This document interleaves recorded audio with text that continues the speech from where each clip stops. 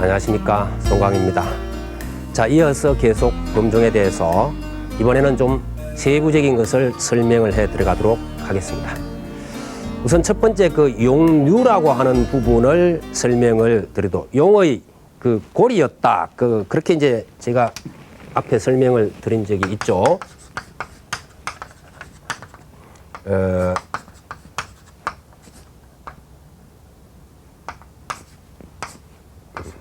용류, 고리라는 말입니다. 용류. 저 용류에서 이제 우리나라 종의 특징이 잘 나타나고 있고, 또 저 용류에 의해서 후대 2조의 종하고도 확연히 구분을 지을 수가 있는 그런 부분입니다. 그래서 우선 그 용의 모양을 한 종의 맨 윗부분이다 하는 것을 아시면 되겠고, 그 종을 종각에 매달 때 바로 이 부분에 걸게 됩니다.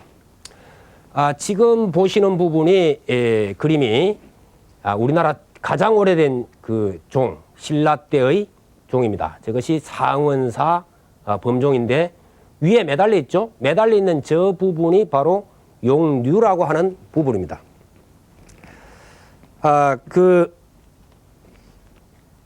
이제 보통 용이 그 불교에서는 팔부신중 가운데 천신다함으로 나타나는 이게 이제 용이죠. 그래서 철용, 야차, 건달바, 아수라, 가루라, 긴나라, 마우라가 이게 이제 팔부신중, 신중 가운데서 대표적인 것을 이렇게 이제 8가지로 듭니다만은, 두 번째로 나오는 것이 소위 그 용입니다. 이 용은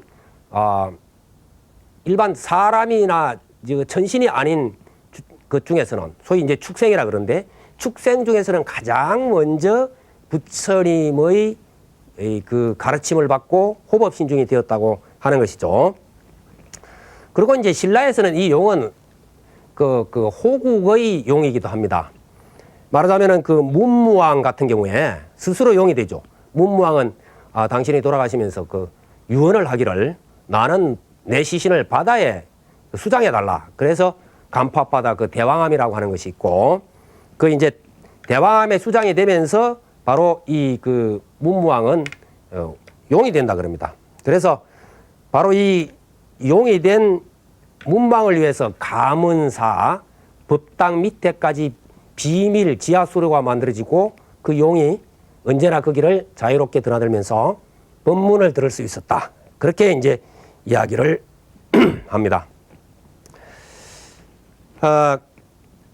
통일신라 때 이 용류의 모습. 자, 우선 이제 한번 비교를 해보면서 볼까요? 이 부분을 이제 전부 다 용류를 시대별로 본 건데요. 그 신라종 상원사의 용류입니다. 아주 힘차죠. 그리고 용두, 용머리가 아주 굉장합니다. 그래서 한 마리가 이렇게 딱 버틴긴 이런 식이 되어 있습니다. 이런 식이 되어 있고, 그것이 이제 고래종, 내소사종인데요. 고래종으로 가면은 조금 몸체가 빈약해지면서 이 위험이 좀 약간 떨어지죠. 예, 위험이 떨어집니다. 이때까지만 해도 용 한 마리가 있습니다. 고래종.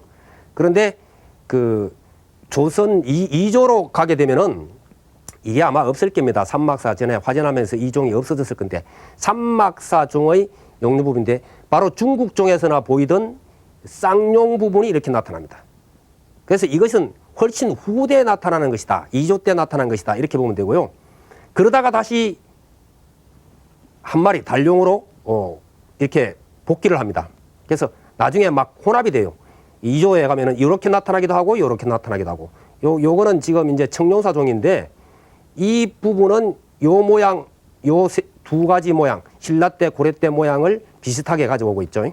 그래서 이러한 소위 그 모양의 변화를 보이고 있다. 이렇게 이제 보면 될 겁니다. 그 다음에 이제 설명을 하는 김에 곁들여서 말씀을 드리자면은, 이 부분을 음관이라 하는데, 말하자면은 신라 때, 고려 때 음관이 보입니다. 그런데 2조에 와서는 쌍용을 하면서부터는 음관이 사라져 버립니다. 원래 이 음관은 우리나라만 있는 건데, 이렇게 사라져 버리니까 우리나라 종의 특징이 사라져 버렸죠. 그러다가 다시 또 이렇게 나오면서 음관이 빈약하게나마 이렇게 보이게 됩니다. 그래서 그 신라종, 고려종, 이조종을 아주 한 곳에 모아두고 이렇게 보면은 이제 신라, 고려, 이조 이렇게 이제 보이는데 이게 이제 신라종 앞에 제가 설명을 드린 그대로죠. 비천상, 이게 힘찬 용, 그 다음에 요 부분이 비슷비슷하게 옵니다만은 이제 고려종에 오게 되면 어떤 차이가 나냐 하면은 용이 빈약해지고 그 다음에 상대 위에 입상대라고 해서 뭐 꽃무늬나 보살상이 이렇게 쭉 위로 섭니다. 이 부분이. 요 부분이 차이가 나요. 그 다음에 당좌라고 하는 이거 종을 치는 곳이 신라종은 2군데밖에 없어요. 그런데 고려종에 오게 되면은 이것이 4군데로 동서남북 4군데로 나타나게 됩니다. 이러한 특징적 변화를 보이고 있고 신라종은 여기서 자세히 보시면은 종 치는 부분이 가장 튀어나오고 그 다음에 안으로 들어갑니다. 고려종은 거기에서부터 거의 일직선상으로 내려갑니다.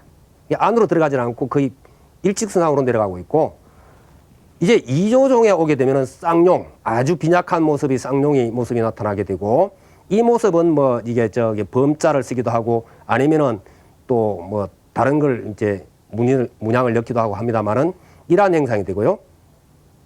그 다음에 이제 그 비천상이 고려 초기까지는 비천상이 나오다가 점차 불보살상으로 바뀌고 그 다음에 불보살상도 좀 자유로운 모습, 뭐 구름을 탔다든지 뭐 날린다든지 이러한 모습을 하고 있음에 비해서 이조로 오게 되면은 우선 이 부분 유두라고 하는 부분이 고려 때까지는 여기 상대라 하는 부분에 붙어 있죠. 붙어 있는데 여기서는 뚝 떨어져 버립니다. 뚝 떨어지고 보살상이 여 밑에 있던 부분들이 비천상, 보살상, 불상이 밑에 있던 것이 이 사이로 올라와 버리게 되죠. 이러한 모습이 됩니다. 그리고 여기에는 말하자면 많은 글을 새기는 이러한 형태로 가게 됩니다. 그 다음에 이제 이것의 하대 부분인데 하대가 있는 것도 있지만은 하대가 없어져 버린 경우도 있고요. 이 하대가 위로 올라가는 경우도 있습니다. 그런 부분은 나중에 이제 그 예를 보면서 다시 보도록 하죠. 그러면 여기서 음관 부분에 대해서 음관 부분에 대해서 이제 설명을 하겠습니다.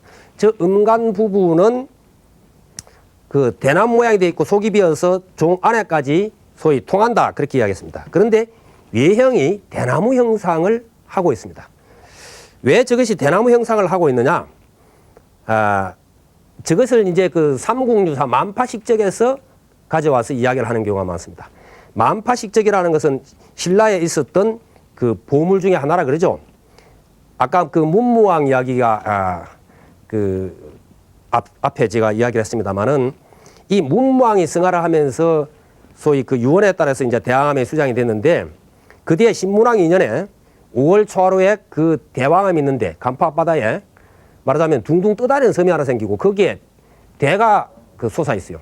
그런데 이 대가 말하자면 낮에는 2개가 됐다, 밤에는 하나가 됐다, 뭐 이렇게 떨어졌다 합쳤다 이러는 이제 희한한 일이 벌어집니다. 그래서 이 대가 어떻게 된 연유냐 하니까는 문무왕하고 또 돌아가신 김유신 장군이 천신이 되어서 같이 신라를 위해서 선물을 내린 것이다 이런 이야기죠.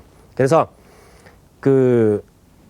이제 신문왕이 5월 16일 날 직접 가서 이제 용이 영접을 합니다. 그래서 용에게 설명을 듣죠. 왜 이 대가 2개가 됐다 하나가 됐다 이러느냐 했더니 소위 손바닥 하나로는 소리가 나지 않듯이 손바닥 둘이 합쳐 이렇게 소리가 납니다.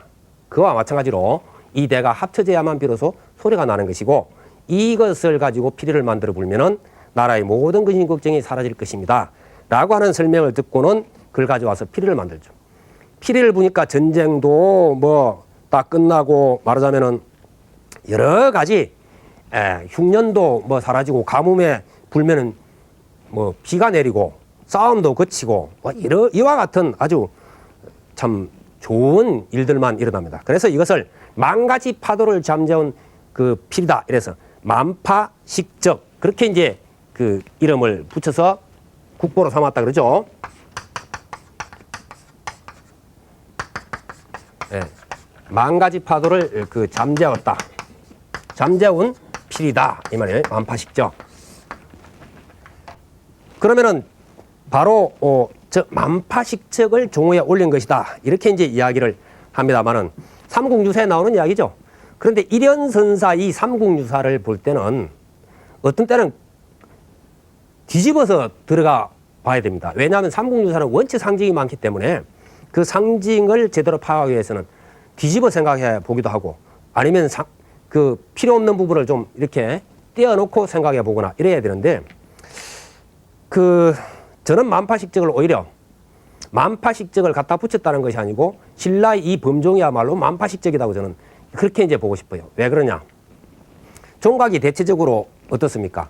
누각이 되어 있는 경우도 있고 뭐 땅에서 좀 올라와 있는 경우도 있는데 누각에 올라와서 둥둥 떠 있는 모습이고 종 자체도 또한 누각에 매달려 있을 때 떠 있는 모습입니다.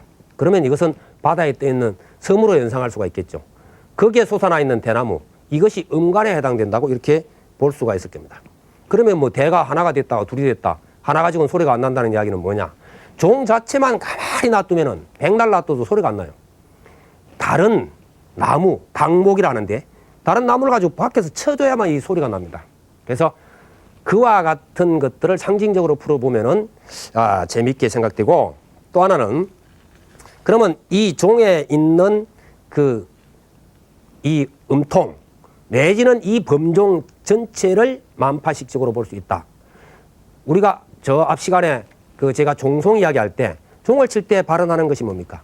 일체 중생의 고뇌가 다 사라지고 지옥의 중생까지도 지옥까지도 다 깨어지고 모든 사람이 다 지혜가 바래지고 깨달음의 마음을 내고 성불회기를 발언하는 그러한 내용을 담고 있습니다. 그렇다면 이 범종 소리를 들으면서 사실은 모든 사람들의 근심걱정이 녹아날 수 있다. 왜냐? 다 부처님에 대한 신심과 귀하는 마음으로 지금까지 내 욕심을 부리다가도 그 종소를 들으면서 마음이 편안해지고 고요해진다. 이런 것이죠. 사실 이 신라의 만파식적이 있었다면 저는 이 범종, 더 나아가서는 범종이 상징하는 바 참다운 불법이 신라에 있었고 이 불법이야말로 또 이 불법을 받고 참답게 살아가려고 하는 이 신라인들의 마음이야말로 바로 만파식적이다.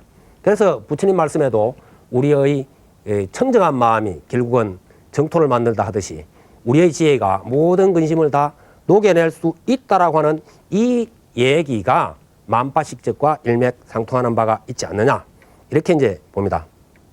그래서 이 음간이 아까 신라 고려를 통해서 이조종 그 다음에 후기로 가면서 어떤 변화를 일으켰나 하는 것을 살펴봤습니다.